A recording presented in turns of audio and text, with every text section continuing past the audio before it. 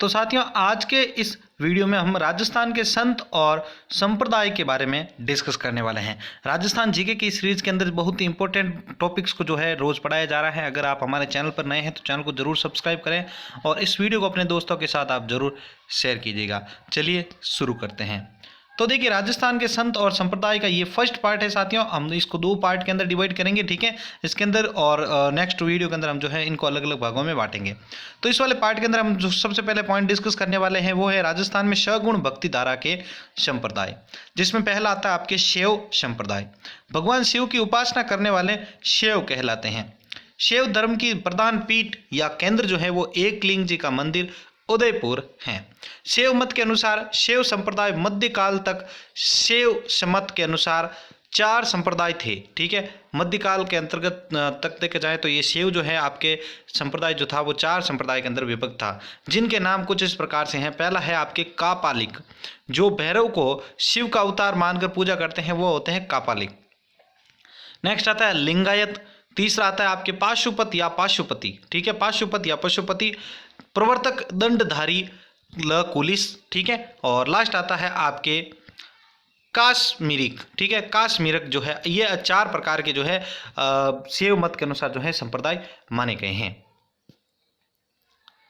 अब आता है राजस्थान के प्रमुख संत एवं संप्रदाय के अंदर पहला आपके नाथ संप्रदाय, ठीक है, जिसमें नाथ संप्रदाय के प्रवर्तक नाथ मुनि माने जाते हैं। एग्जाम के अंदर क्वेश्चन पूछा भी जा सकता है कि नाथ संप्रदाय के आपके प्रवर्तक कौन माने जाते हैं, तो ध्यान रखना नाथ मुनि।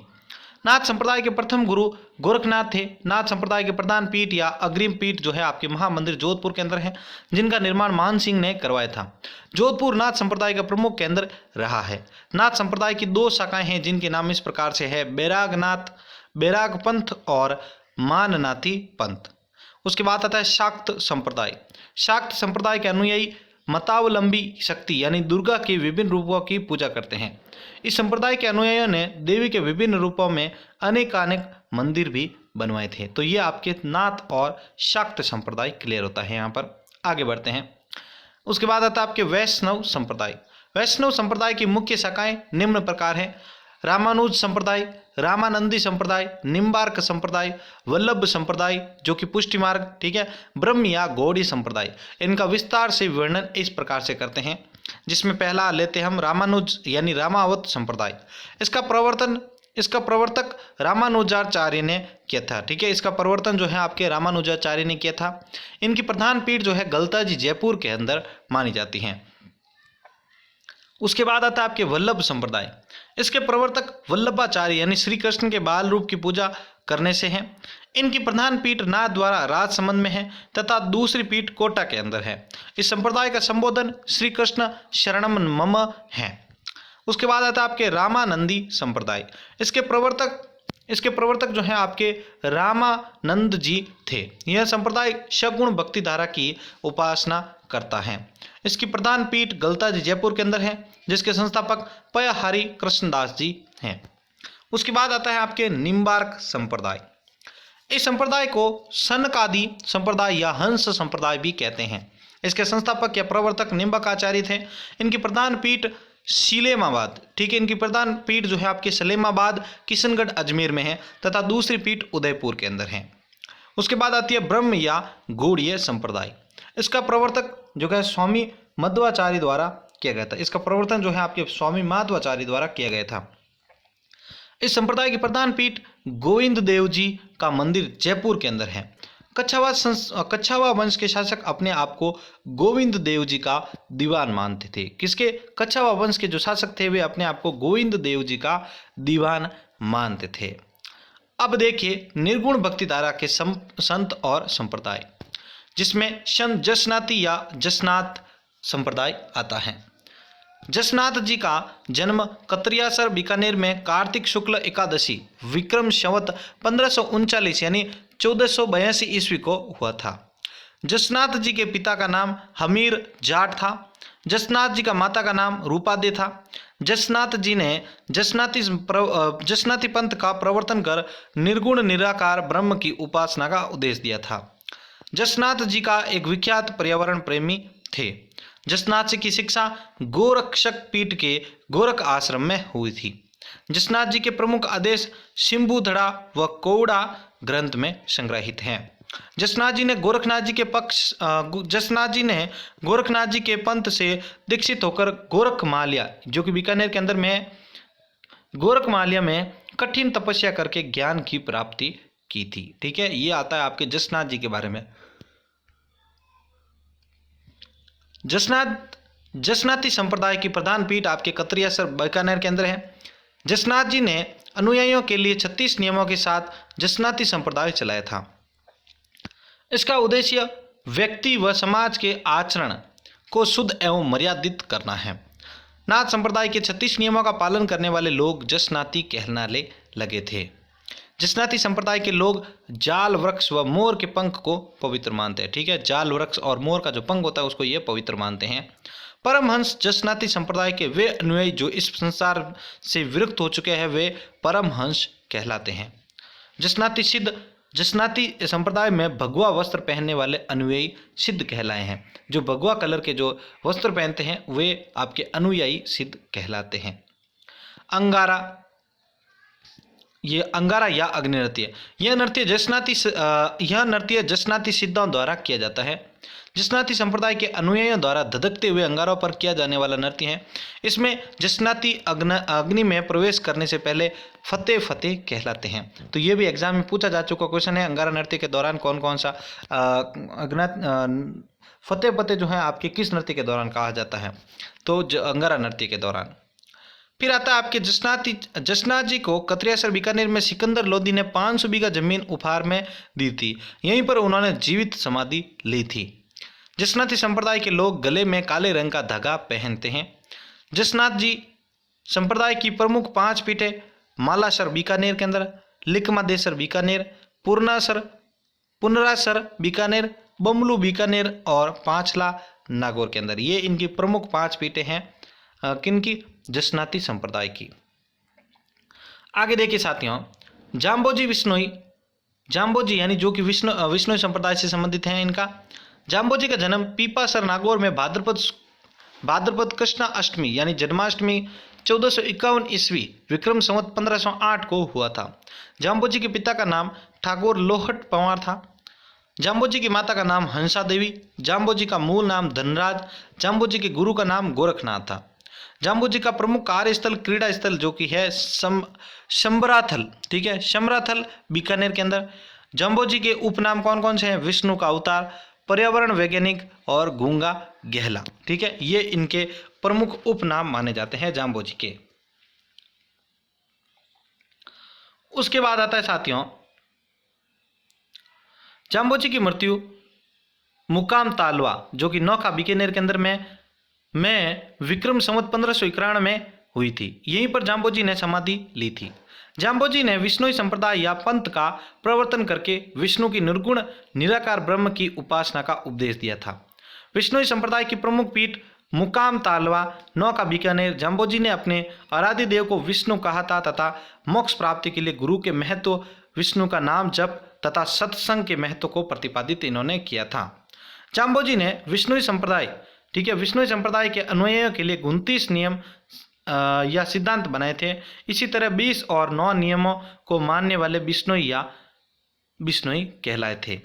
जाम्बोजी ने जंब संहिता, जंब सागर और विष्णुई धर्म प्रकाश आदि ग्रंथों की रचना की थी। जंब सागर को पढ़ने वाले शब्दी या गायना कहलाते हैं। ठीक है, जो भी जंब सागर को पढ़ते हैं उनको शब्दी या गायना कहते हैं। जाम्बोजी को पर्यावरण वैज्ञानिक कहा गया है। जाम्बोजी ने विष्णु संप्रदाय का प्रवर्तन सन 1485 में समराथल में यानी जो कि बीकानेर के अंदर आया हुआ है में किया था। विष्णु संप्रदाय के लोग जाम्बोजी को विष्णु का अवतार मानते हैं। जाम्बोजी का मूल मंत्र हृदय से विष्णु का नाम जपो और हाथ से कार्य करो। विष्णु संप्रदाय के प्रमुख तीर्थ स्थल पीपासर वागोर, मुकाम तालवा बीकानेर, जाम्बा फलोदी भी जोधपुर, रामड़ावास पीपाड़ जोधपुर तथा जांगलू बीकानेर के अंदर है। ठीक है, ये यहाँ पर जो है इनके प्रमुख तीर्थ स्थल है। ठीक है, आगे देखिए, जाम्बोजी के कहने पर ही दिल्ली के सुल्तान सिकंदर लोदी ने गो हत्या पर रोक लगाई थी। जम्बो जी के कहने पर दिल्ली के जो सुल्तान थे सिकंदर लोदी, उन्होंने गो हत्या पर रोक लगवाई थी।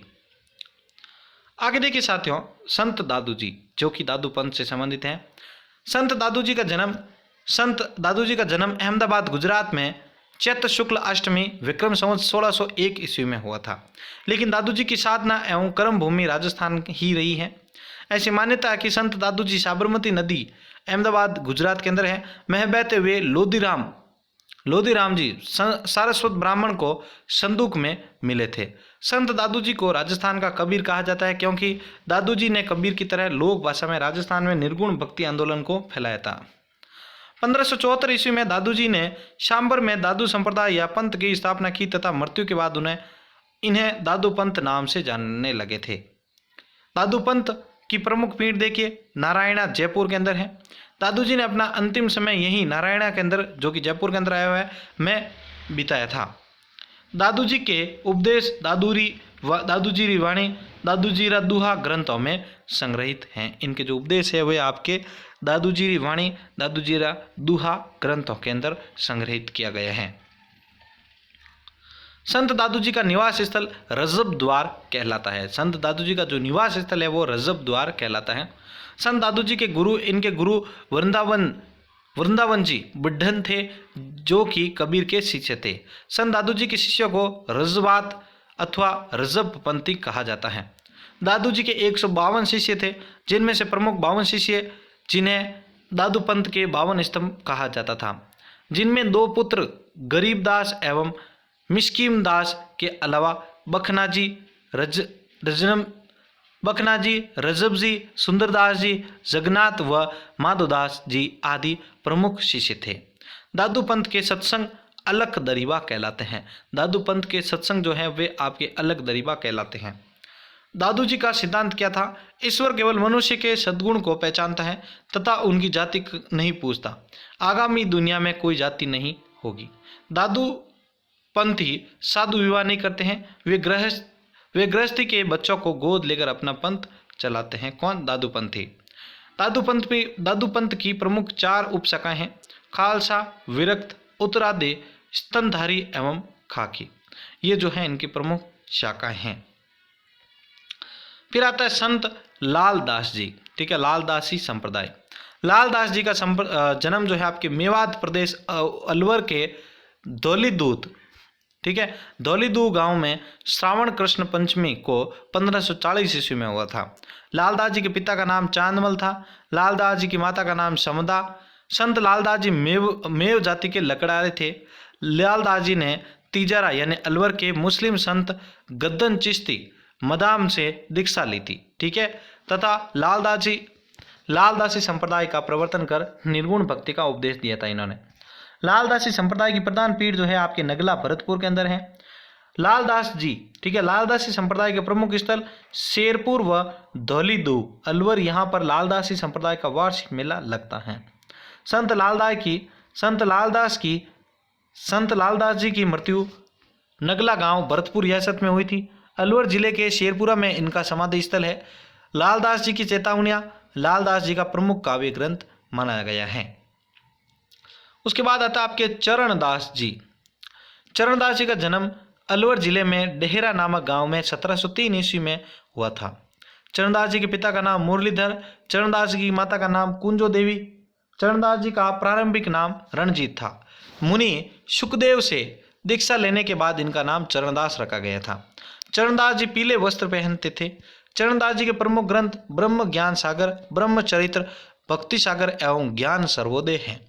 चरणदास जी संप्रदाय के कुल 42 नियम हैं। चरणदास जी संप्रदाय की प्रमुख पीठ जो है आपके मुख्य पीठ वो दिल्ली के अंदर है।